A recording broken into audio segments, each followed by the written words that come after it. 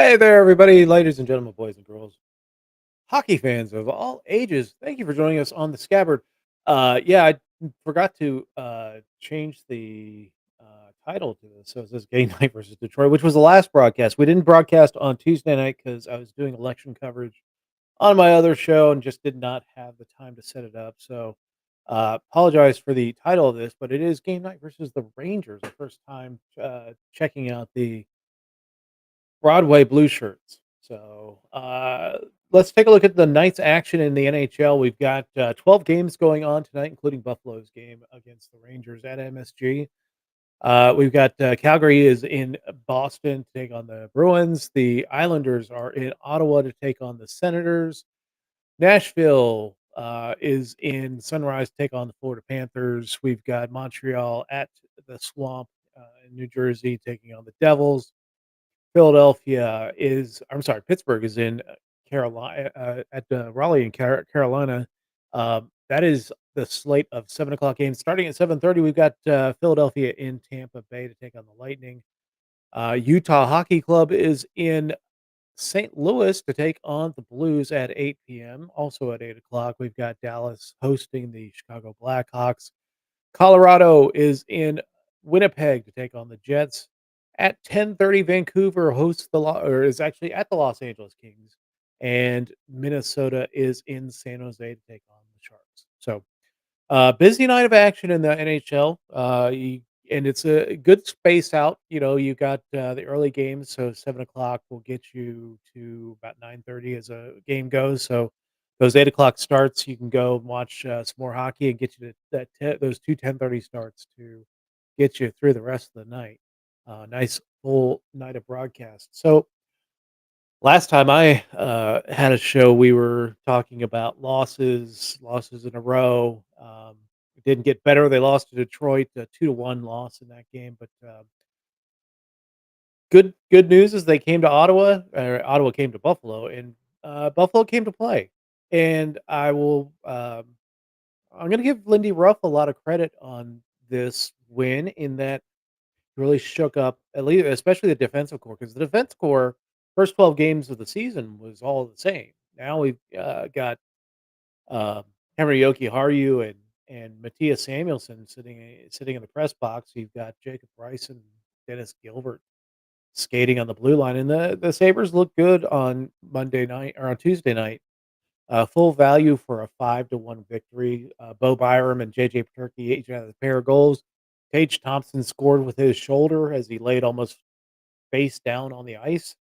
In a 5-1 victory, the power play looked okay. Peterka getting both power play goals, but first time in the season where we've seen the power play click on two goals. So good to see that. And Ukko-Pekka Luukkonen comes back and gives you a 37 save performance. I mean, he put in the work, and we'll get the start tonight as well. We'll go when we talk about the starting lineups. All right. Let's talk about the Rangers. So the Rangers are coming in. They are 8-2-1. They've got a phenomenal record, but it's only good for fourth in the Metropolitan Division. It's a hyper competitive division in that all the teams are cooking except for the Philadelphia Flyers. They've got off to a pretty rough start, but even then, though, the Flyers are only 2 points behind the Sabres. Pittsburgh's ahead of the Sabres. They're 5-7-2 on the season. But you've got a bunch of teams. Carolina at 18 points, 9-2. Washington 9-3. This is a surprise for the Capitals. The Devils are at 8-5-2. With they played a whole lot more games than most everybody in the division, and the Rangers with the fewest games in that division, sitting at 8-2-1, 17 points on the season. They have the second best goal differential in the league, so they're scoring a ton of goals, and they are not giving up a ton of goals, which is going to give you a nice record, and they do have a nice record at this point. Artemi Panarin, who has 9 goals, 9 assists, has 18 points in 11 games, so he is cooking along at he's going to get more than 100 points this season at this pace. And they're getting great goaltending from both Igor Shesterkin and Jonathan Quick. Actually, Jonathan Quick has better numbers, but a smaller sample size. Shesterkin still is, putting in the work, and uh, I no, you're not gonna get an easy night with either one of those goaltenders in net. So the 3 keys to the game tonight, keep up the good vibes on the power play. Let's see if we can get some more power play goals because Sabres are gonna need to be able to generate goals, from not just 5 on 5, but you're gonna have to generate goals on the power play to beat the Rangers. You gotta take advantage of anytime the Rangers give you any kind of advantage, you gotta take advantage of it. Uh, get in the goalie's face. Get to the dirty areas. You saw with that Tage Thompson goal, he was, in the crease on top. I mean, he fell on top of he was helped, fell on top of, Linus Ullmark, but, scored with his shoulder because he was on the ice and the puck just happened to hit his shoulder. Um, get to the front of the net, make it difficult. Like that Detroit game, the frustrating thing about watching that Detroit game was that they had puck possession for long periods of time and didn't convert on it because nobody was in the front of the net to either tip a puck or to, get in the goaltender's face and pick up a rebound. It was just a lot of skating around the outside, so puck possession didn't equal anything good, for the Sabres in that Detroit game. They learned their lesson, applied it in the Ottawa game. Let's see if they can apply it again against the Rangers. All right, the opposing lineup, the Rangers forwards per NHL.com. We've got, first line of Artemi Panarin, Mika Zibanejad, and Alexei Lafreniere, who's starting to kinda come into his own. You've got, Will Cooley, Vincent Trocheck, and Riley Smith on the second line. Chris Kreider, Philip Chytil, Capo Caco on the third line, former second overall pick Capo Caco. They're on the third line. Adam Edstrom, Sam Carrick, and former Sabre alert Jimmy Vesey on the fourth line. Rangers defensive pairs are Ryan Lindgren with Adam Fox, Keandre Miller with Jacob Trouba, and Zach Jones with Braden Schneider. Rangers goalies tonight, we will be facing Igor Shesterkin, and tough tough out for the Sabres. Igor Shesterkin's got good numbers, so we'll see what happens there.